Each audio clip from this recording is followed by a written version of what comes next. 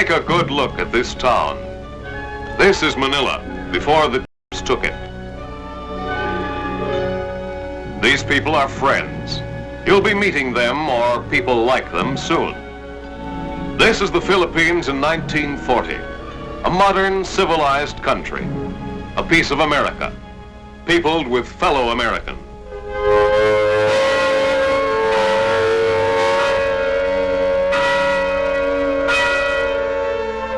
This is the Philippines, December 26, 1941, the day after Christmas. Jap bombers are coming. They're coming in spite of the fact that Manila was declared an open city to spare it from destruction. We didn't know then, as we know now, how little the Japanese respected international law. An open city? Open for Mitsubishis and Zeros. Open for fire, destruction, death. This was Manila's punishment for flying the American flag, for being an American city. These scenes were taken by Japanese cameramen and captured by us. Here you see them on their triumphal march toward Manila. Where they found opposition, they destroyed it.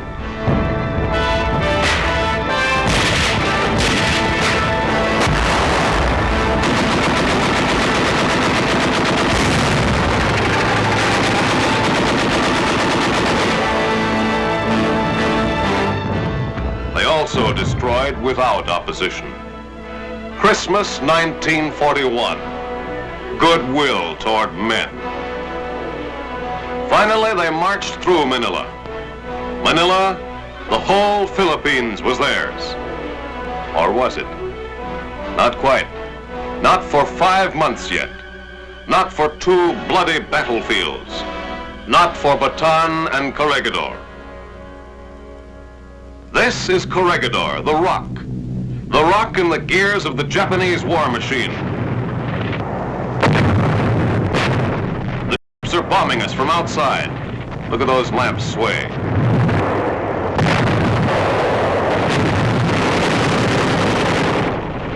And still they kept coming. Here is more captured Jap film, the last of it. This is 5 months later as the little men closed in on Corregidor Fortress.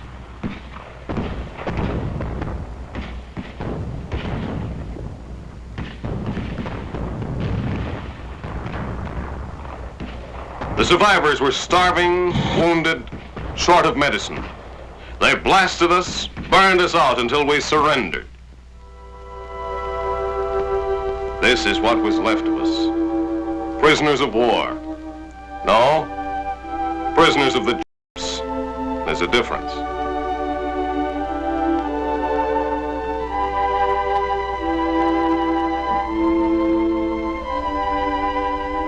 Name, Jonathan M. Wainwright.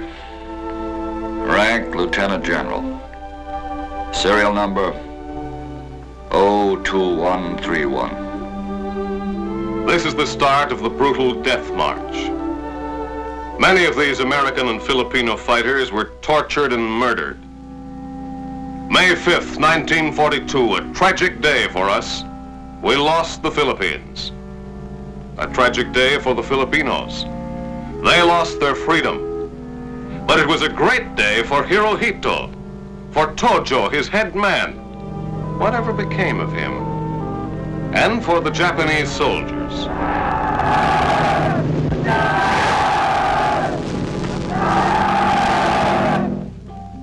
Look at this map. This is how the Jap topside saw it in 1941, right after Pearl Harbor.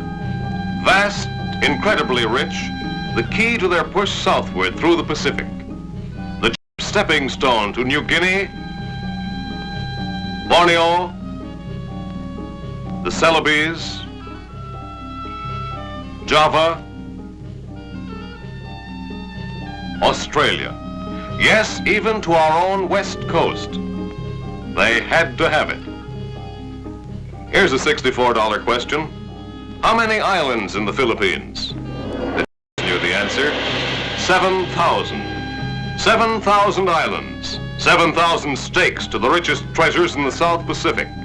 Philippine chromite, the largest deposit in the world. Basis for chromium, stainless steel, and steel forgings. Gold, iron, coal, copper, oil. Most important of all, a population of 17 million. Slave labor for the war machine. These are some of the reasons why they wanted the Philippines. Okay, you're heading back. Let's have a briefing. Let's take another look at the map. Philippines, 7,000 islands, 7,000 steps nearer Japan. 35 P-38 miles to Jap-held Borneo. 515 Liberator miles to Jap-held Indochina. 405 Flying Fort miles to Jap-held Hong Kong.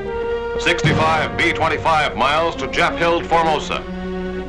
1,800 Super Bomber miles to Tokyo.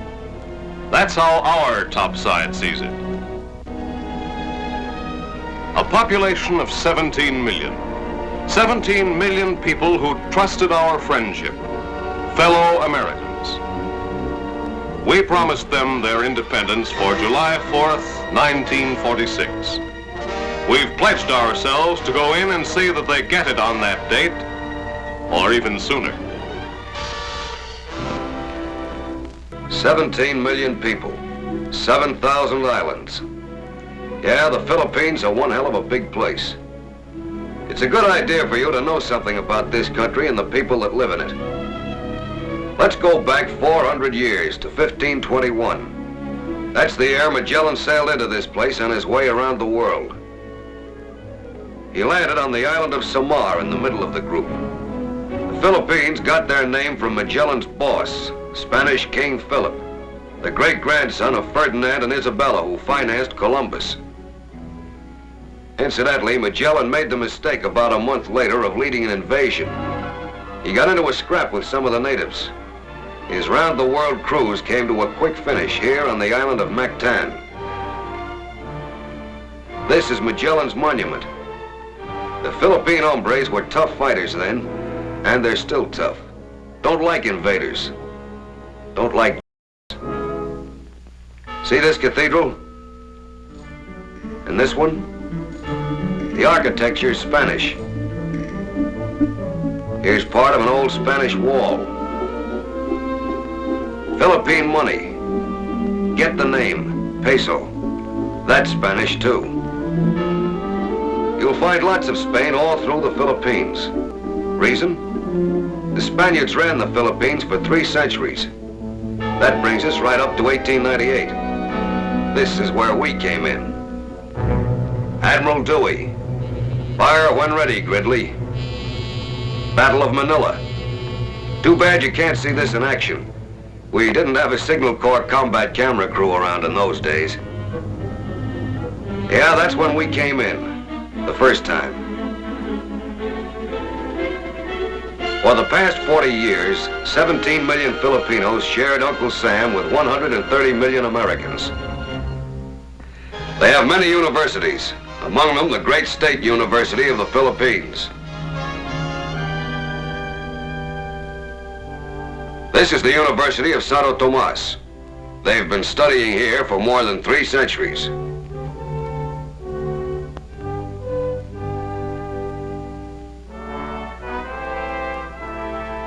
Silliman University on the island of Negros. No studying here during the occupation. The used the classrooms for army barracks. They learned the 3 R's American style in high schools, grade schools, everything taught in English. Kindergarten, just like at home. They shared our daily setting-ups.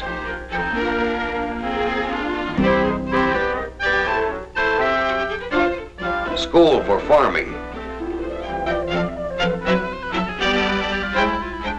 The Filipinos also shared another kind of American school tradition, one of the U.S. Army's oldest and best, our West Point.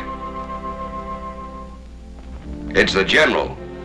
This picture was taken before the war, when he was in command of the military defense of the Philippines. There were some Americans who saw the need for organizing the defense of the Philippines long before the war. Working with the Philippine government, they set out to build a tight, hard army of Philippine regulars. Even long before Pearl Harbor, the menace was there, ambushed behind diplomatic lingo and grins. Maybe you'll get to see the military academy on Luzon. It's modeled after our own West Point, right down to the uniforms and precision drilling of the cadets. The Filipino GIs were trained like us. We shared with them in this, too. There were 4 of these tough Filipino GIs for every American fighting and dying on Bataan and Corregidor.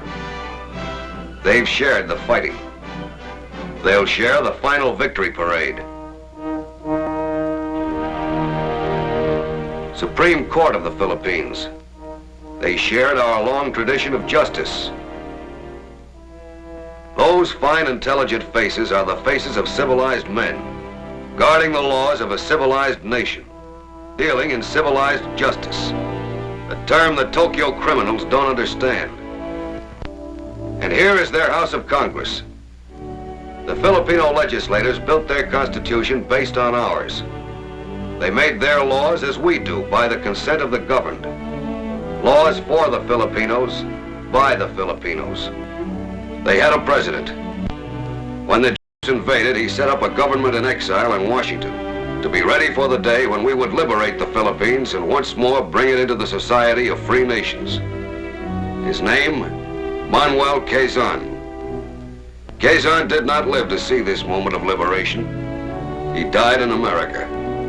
But his vice president, Sergio Osmeña, is carrying on the same fight. Like Quezon, the second president of the Philippine Commonwealth wants only to see his country and his people living in independence. They are a deeply religious people. 90% of them are Christians. The Philippines is the only Christian nation in the Far East. They've been Christian ever since the Spaniards first got there.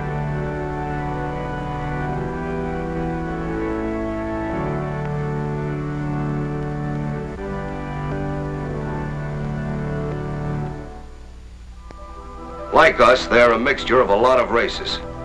If you hit a beach like this down south on the island of Mindanao, you'll meet this kind of Filipino citizen, the Moro. The Moros are Mohammedans. They look peaceful here, but they can fight like hell. Their favorite weapon is the bolo, a wicked piece of steel a top sergeant could shave with. They use it on everything, including their enemies. They fought the Spaniards for over 300 years. After 1898, they fought us. Black Jack Pershing battled against them in his captain's bars long before he battled against the fathers of the Nazis at Chateau-Thierry and the Argonne. In 1913, they buried the bolo as an instrument of war and took it up as a tool for peace and prosperity. They joined hands with the rest of the peace-loving Filipinos and earned their right to independence. Their biggest town is a place you've been hearing about, Zamboanga, the place where monkeys have no tails. That's one of the monks. See? Just a stump of a tail. When we get in, the Moros may put on a USO dance for us. It'll be like this.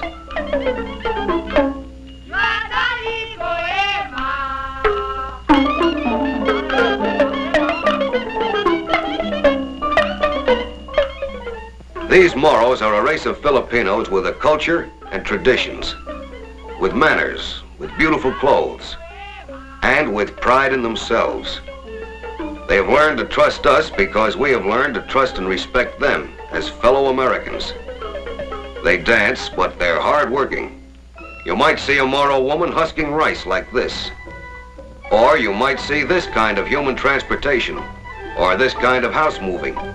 Or you might see this on Saturday night, or this on Monday morning. And this every day in the week. A lot of them earn their living out of the sea. Make no mistake, the Moros are not fuzzy wuzzies.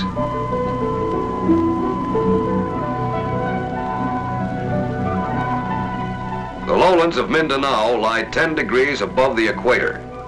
Some of you may find yourselves in the Jungle Mountains, or maybe 500 or 600 miles north on some of the other islands.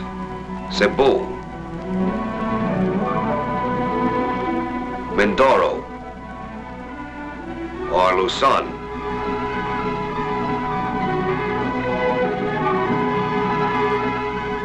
Here you'll meet another kind of Filipino citizen, the Negritos. These pint-sized guys are primitive and don't care who knows it. They don't like cities. They don't like clothes. They do like hunting, roast pig, and dancing. You can get them to like GIs by treating them with the respect you'd give a 6-footer. And here is another group of Philippine citizens called Igorots. Don't be fooled by appearances. They're jungle farmers, and let's put it this way. They never got degrees in any engineering school, but look at these rice fields cut out of the sides of a mountain.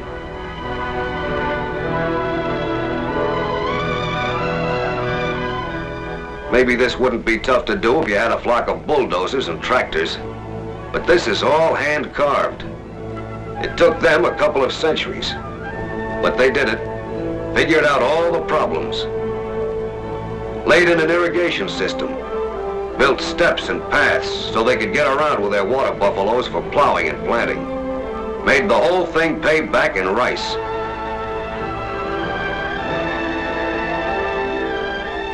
And it's beautiful.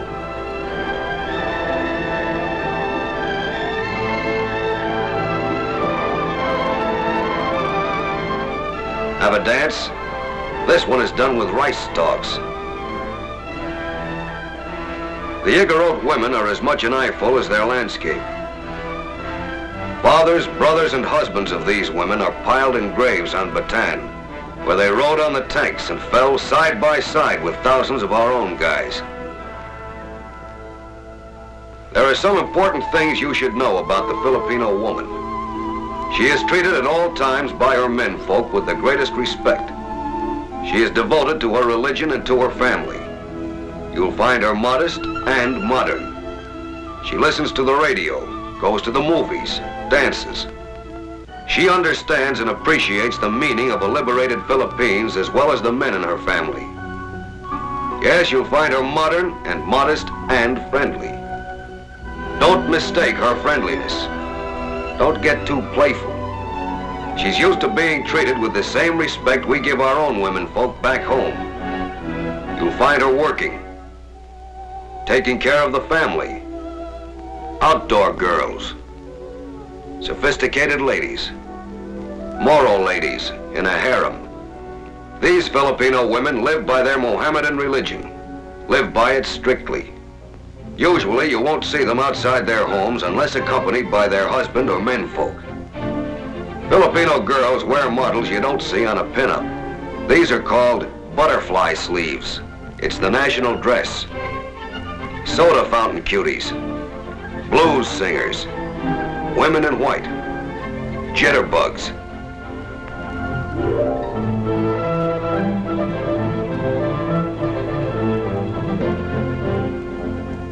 If you're lucky, you'll be invited to the homes of Filipinos. They're great family fellows. That's right, so are we. You'll get a chance to meet the folks. You'll also be introduced to a few dishes you probably never found in Mom's icebox. Don't let them throw you. Among others, there's puchero, the corned beef and cabbage of the Philippines, made with chicken and cabbage, string beans, and the sweet cousin of the Idaho potato called kamote. The bread and butter of the Philippines are fish and rice. If you're even luckier and get invited on a picnic, you'll get the best treat of all, suckling pig roasted on an open fire, the Filipino version of a barbecue. It's called lechon.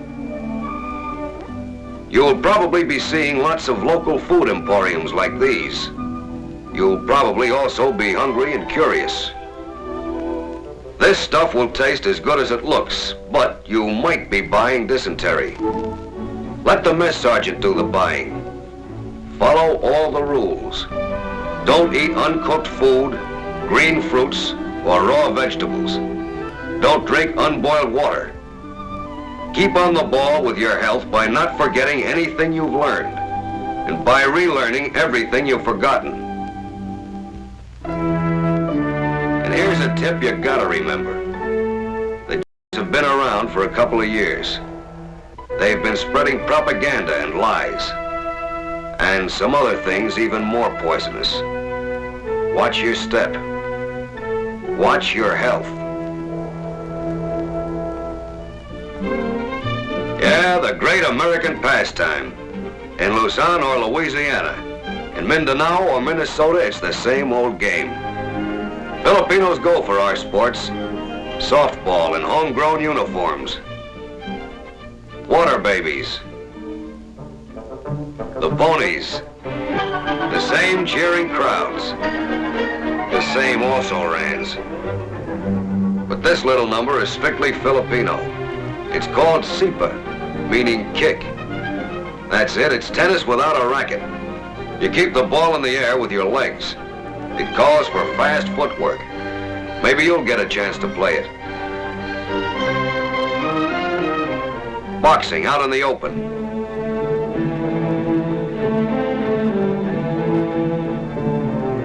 The juniors take to it like champs. Talking of champs, here's one you'll remember. Seferino Garcia, once world's middleweight champ. A Filipino boy. Another Filipino fight champ was Pancho Villa, former holder of the flyweight crown. Fair play, democracy, are at the bottom of American sports. The Filipinos take to them because they take to us. Do these remind you of home?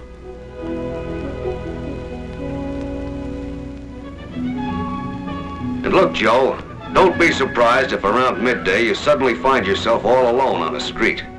It's another old Spanish custom, siesta time.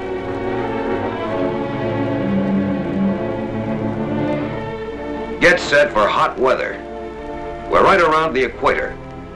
March to May is generally the hottest time of the year. The heat is usually sticky, sweaty. But don't kid yourself. Siesta or not, these people know how to work and have plenty of big-time jobs to work at. Lumber, big timber, mahogany, hardwoods. The foothills and mountains on the islands are covered with them. The had their eyes slanted on this stuff, saw it in terms of planes and ships long before we stopped thinking they were just dream boys. But millions of feet of good lumber was deliberately destroyed by the Filipinos before the had a chance to grab it. Sugarcane, thousands of acres under cultivation. The Filipino sugar bowl was one of the world's biggest and richest. More than 1 million men and women kept filling it. It went out by boatloads. Coconuts. The Japanese wanted control of this business too. Know why? Coconut oil makes glycerin. Glycerin makes high explosives. High explosives make supermen. Supermen make war. Rubber. The Philippines have this white gold growing in their backyards.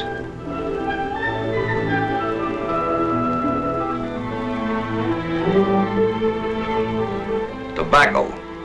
Cutting it. Bringing it in. Here in one of the factories, they're rolling the leaf. Perfectos, stogies, maybe rope. But it all adds up to a big-time business. And here's the real rope, the McCoy, Manila hemp, grown from the ground up. The most famous and oldest industry in the 7,000 islands. This man's slicing the fibers of the abaca plant.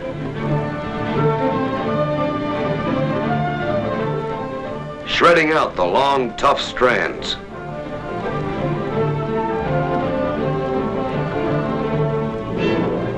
dried, then twined.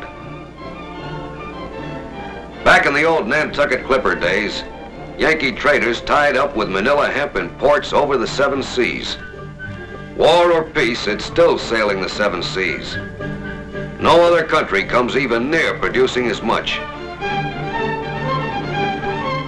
Factories, machines, workers handling every kind of skilled job. The kind of people that can run their own country. The kind of people that want peace in the Far East. But also the kind of people that started learning a new job on the double. A trigger-squeezing job we taught them while the were landing. The kind of people that went into the hills as guerrillas and fought the army for 2 years because they knew what they wanted, knew what they had to do to get it. The kind of people that got into GI issue and trained in American camps. The kind of people that are marching back with you. The kind of people that idolize this American because he stands for everything we promised and are doing for the Philippines. The kind of people that want their children to grow up as our kids will grow up in a world without fascist dictators. Yeah, we're coming back to those 7,000 islands, to those 17 million Americans. This isn't just another movie. Take it from me. These people aren't natives. They aren't beggars. They have cities and farms and industries. They have schools and courts and a constitution. They also have pride and patriotism and self-respect. They love freedom. They'll die for it. They have died for it. Don't throw your money around.